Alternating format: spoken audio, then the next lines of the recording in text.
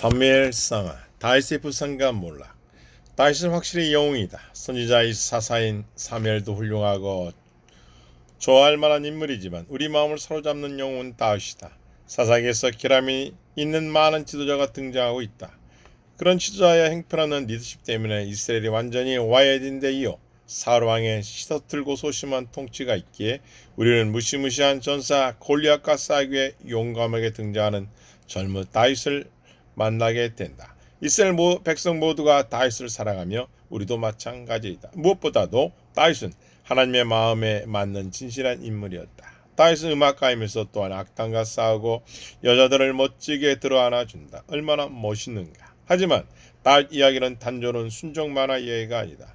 다윗도 단순한 인물이 아니다. 우리처럼 다윗도 복잡한 사람이다. 또한 그도 우리처럼 강점과 약점을 모두 갖고 있는 사람이다.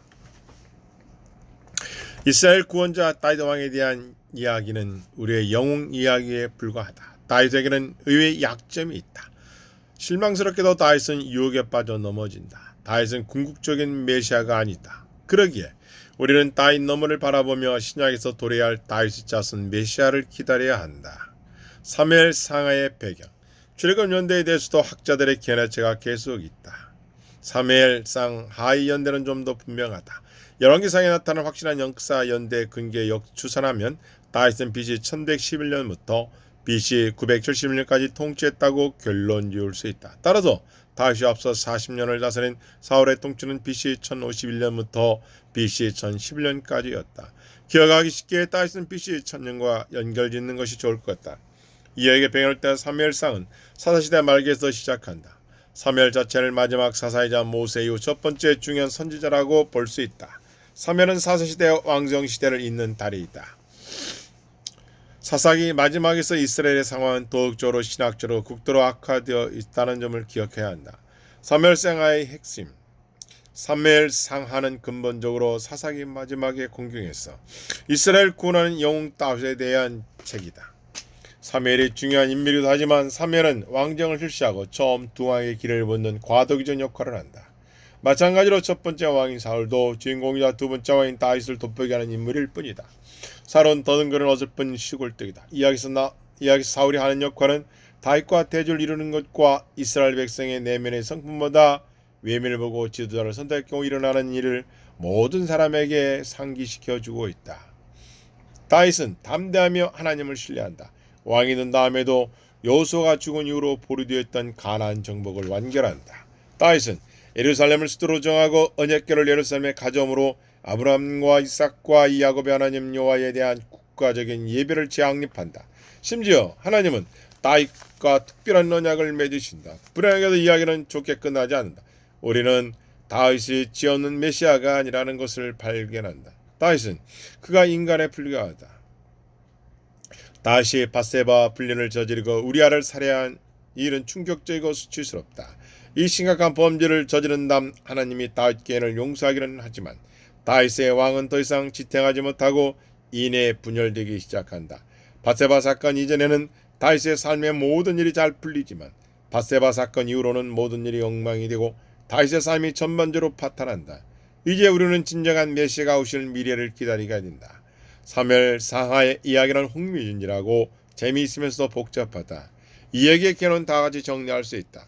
타락한 재앙들에게 타락한 왕까지 사사시대와 왕정시대의 과도기, 인류와 악한 아들들의 대조되는 하나와 아들 사무엘, 언약궤의 이야기. 사무엘이 사울을 왕으로 기름 부어 세우신다. 사울이 세 가지 실책을 저질른 출격한다. 누가 왕이 될 것인가? 사울과 다윗의 대조. 다윗이 사무엘에게 기름 부음을 받고 여호와의 영광의 능력을 받는다. 다윗이 성령의 능력을 받은 왕처럼 행하여 골리앗을 죽인다. 사울이 몰락과 광기대에 다윗의 부상과 위대함이 나타난다. 다윗의 집권과 이스라엘 회복이 있다. 다윗 왕이 왕국을 정치적으로 재통합한다. 다윗을 통해 이스라엘 하나님과 언약 관계를 회복한다. 다윗이 가나안 정복은 모두 완결하고 이스라엘 군대의 탁월함을 회복한다. 다윗이 대추락 밧세바 사건이었고 범죄의 결과는 다윗 왕국의 파탄이 일었고 장점과 단점은 다윗과 왕국에 대한 유학이다. 사무엘상의 흥미롭고 독특한 점. 소년 사무엘이 한밤중에 하나님의 부름을 받는다. 하나님의 괴가 마치 출장 중인 양 스스로 블레셋을 통과해 이당한다. 젊은 다시 물매와 돌로 장대한 전사 골리앗을 죽인다. 사울 왕이 영맥의 도움을 청하여 죽은 사무엘과 이야기한다. 하나님이 다윗과 언약을 맺으시며 다윗 자손 하나를 영원토록 보좌 앉히겠다고 약속하신다. 다윗은 장점과 약점을 모두 지닌 매우 인간적인 사람으로 묘사된다. 다윗은 용감한 영웅이지만 결함이 있다. 매우 놀랍고 충격적이게도 다윗 왕이 밧세바와 간통을 저지르고 밧세바의 남편 우리아를 살해한다. 사무엘 상하의 메시지. 첫 이야기는 시골 아낙네는 한나와 대상 엘리야를 대조시킨다. 한나는 지금 아이를 갖지 못하고 있지만 의로운 사람으로 하나님을 신실하게 섬길 아들을 낳게 된다. 반면 엘리야에게는 부패한 두 아들이 있는데 이들은 하나님을 섬기는 일에 아무런 관심이 없고 오히려 이기적이고 죄악된 삶을 산다. 사사기에서 보듯이 이스라엘의 예배는 계속 타락해왔다.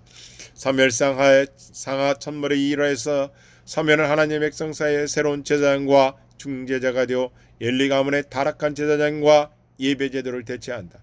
사무엘의 어머니 한나는 2장 1절에서 나오는 노래로 이야기의 신학적 주제를 요약하고 있다. 여호와는 가난하게도 하시고 부하게도 하시고 낮추기도 하시고 높이기도 하시는도다. 가난한 자를 진토에서 일으키시며 자기의 기름 부음 받은 자의 뿔을 높이시리로다. 아멘. 이런 상황에서 하나님이 밤중에 소녀 사무엘에 부르시는 친숙한 이야기가 나온다. 그러나 요점은 단지 하나님이 소녀는 부르신다는 것이 아니고 하나님이 대제사장 엘리가 아니라 이 소녀에게 말씀하신다는 것이다. 참으로 하나님은 타락한 엘리 집안에 심판이 임할 것이라고 사무엘에게 알려주신다. 언약궤 이야기. 이 일화는 이스라엘 백성이 블레셋과 싸워 비참하게 패하는 것으로 시작한다. 영광스러운 여호수아 시대 이스라엘이 거둔 위대한 승리에서 언약궤가 매우 중요한 역할을 했기에 이스라엘 백성은 언약궤를 가지고 전투에 나가기로 결정한다. 이스라엘은 자기들 언약궤를 조종할 수 있다고 여기며 언약궤를 자기 이익을 위해 이용할 수 있는 숭배와 같은 것으로 생각한다. 언약궤를 수행하는 제장은 엘리의 두 아들 흠니와 비나스다. 하지만 이스라엘 백성 결국 패배한다. 흠니와 비나스가 죽고 하나님이 사무엘에게 예언하신 대로 언약궤는 블레셋에게 빼앗긴다. 이 소식을 들은 엘리는 의자에서 넘어져서 목이 부러져 죽는다. 언약궤를 빼앗기는 매우 큰 문제다. 언약궤는 하나님의 임재를 나타내며 하나님과 이스라엘 언약 관계가 기초가 되는 것이기 때문이다. 이스라엘의 부도덕한 제장들이 하나님의 임재를 나타내는 언약궤를 남용함으로 이스라엘은 이제 가장 밑바닥에 떨어졌다. 하나님의 임재가 없으며 약속의 땅에서 삶은 아무런 의미가 없다. 고대 세계에서 보통 한 나라의 승리는 그 나라가 섬기는 신의 능력과 관계가 있었다. 따라서 4장에서 블레셋이 이스라엘을 물리칠 때 어떤 이들은 블레셋 신 다곤이 이스라엘 하나님 여호와를 이겼다고 생각했을 것이다. 이어지는 이야기를 통해 하나님을 주장하시듯이 이런 생각은 잘못된 억측이다. 블레셋은 탈취한 언약궤를 아스돈으로 가져다가 자기들이 섬기는 다곤 신상 앞에 승전 기념으로 놓아둔다. 하지만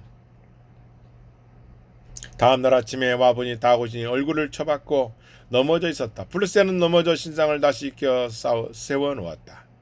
그러나 다음날 다시 와보니 다곤은 언약궤 앞에 넘어질 뿐만 아니라 머리와 손이 잘려있다. 고대 세계에서는 승전한 왕이 패한 왕의 손이나 머리를 잘랐다. 따라서 여호와는 전쟁의 승자가 누군가를 강력히 말씀하고 계신 것이다. 그 다음에 하나님은 끔찍한 전편으로 아스돗을 치신다. 아스돗 주민은 현명에도 언약궤를 다른 곳으로 보내기로 결정하고 즉시 언약궤를 이웃도신 가드에 기증한다. 그러나 전편의 언약궤와 함께 가드까지 따라와 그것 주민을 치자 가드의 블레셋은 이웃한 또 다른 블레셋 도시 에그론으로 언약궤를 보내기로 결정한다. 그러나 에그론 사람들은 언약궤를 받아줄 거부하고 이스라엘이 있던 곳으로 돌려보내고 요청한다. 블레셋 제사장과 점술가들이 이 신에게 속건제를 드리라고 권고한다. 블레셋은 금지 형상 5과 금독종 형상 5을 만든다. 금지와 금독종은 둘 다 전염병 지가 펴뜨는 흑사병처럼 관련되어 있었다고 볼 수 있다. 블레셋은 이 금으로 만든 형상을 언약과 함께 수레에 싣고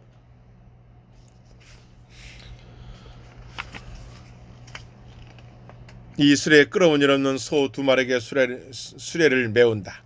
아주 많은 양의 금과 함께 언약궤를 실은 수레는 머리권도 전혀 없이 혼자 이스라엘로 돌아온다. 아이나에게 이 이야기는 군대의 출정처럼 들린다. 하나님 먼저 아스돗에 가셔서 블레셋인 다곤을 죽이고 전염병으로 블레셋을 치신다. 아스돗 주민이 항복하자 하나님 계속해서 다음 도시인 가드를 공격하신다. 가드 역시 금세 항복한다. 다음도 세기로는 그냥 항복한다. 그런 다음 블레셋이 값비싼 곡물을 바치자 하나님은 마치 승전한 왕처럼 금을 가지고 홀로 돌아오신다. 사무엘이 사울 왕으로 기름을 부음을 세우다. 집권한 사무엘은 이스라엘 일가와 우상숭배에서 돌이켜 주 여호와를 섬기게 한다. 이스라엘이 그렇게 하자 하나님은 이스라엘이 블레셋을 물리치고 아무리 족속과 평화를 이루게 하신다. 이처럼 사무엘이 사사로 섬김으로 이스라엘은 평화를 누린다. 그러나 사무엘의 둘째 엘리 아들처럼 사무엘의 아들도 타락하여 불의를 저지른다. 백성은 사무엘 아들들이 사사가 되는 것을 원하지 않는다. 그래서 사무엘에게 다른 나라처럼 자기들에게도 왕을 달라고 요청한다. 이스라엘은 자기들을 이끌고 전쟁할 수 있는 강하고 담대한 사람을 원한다.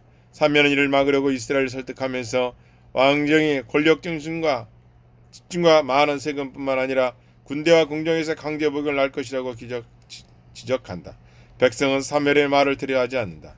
이스라엘은 자기들의 왕을 원한다. 하나님은 사무엘에게 백성의 요구대로 왕을 세우라고 말씀하신다. 그래서 사무엘은 사울에게 기름을 부어 이스라엘을 왕으로 세운다.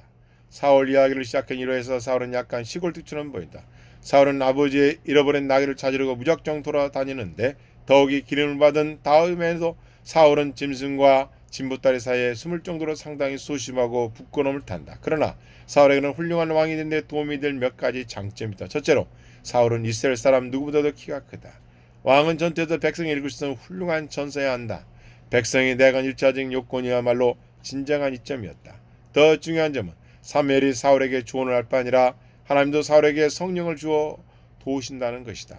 하나님의 영이 사울에게 능력을 주셔서 암몬 육수과의 싸움에서 큰 승리를 거둠으로 통치를 시작하게 하신다. 따라서 사울의 통치는 훌륭하게 시작하며 사무엘은 중심 지도하에서 비상근 좋은 자로 바뀐다. 사무엘 시제방에서 사무엘은 이스라엘과 새 왕의 긴 고별 설교를 하면서 하나님의 충성하라고 당부한다.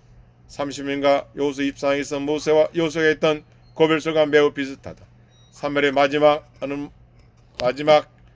말은 불길한 예언이다. 만일 너희가 여전히 악을 행하면 너희의 왕이 다 멸망하리라.